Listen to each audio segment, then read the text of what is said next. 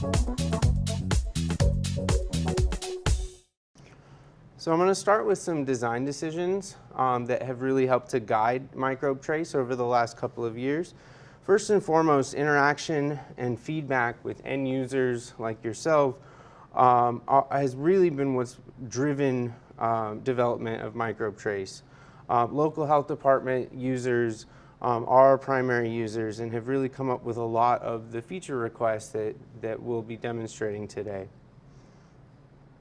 So the first most important thing that we set out to begin to develop this program to begin with was we wanted the tool to be delivered to your web browser, to the user via the web browser.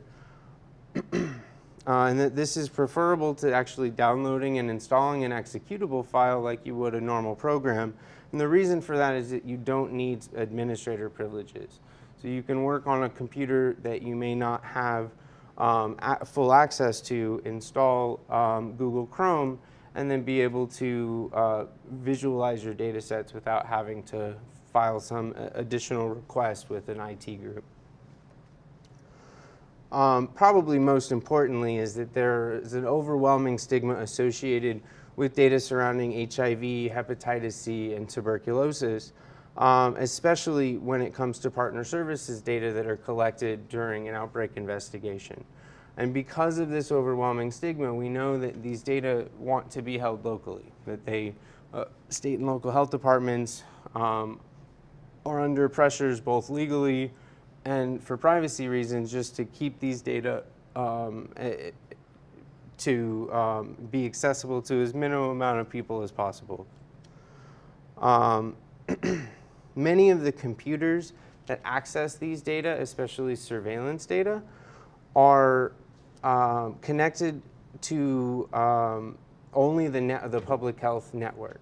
And so what this means is the computer is air-gapped from the network or disconnected. And so we needed individual computers to be able to download the program and be disconnected from the outside internet afterwards so that you could install the tool and not have any risk of the internet being connected to the machine or have any risk of the data exiting the network. And then finally, contact networks, demographic data, and sequence data are very different data types that are very difficult to integrate and work with. And they often come in various formats and from various sources. So we wanted state and local health users to be able to accept as many arbitrary file types and numbers of files as possible. So oftentimes when you work with a sequencing laboratory, it might be the state sequencing laboratory, a commercial or commercial sequencing laboratory, as well as the CDC.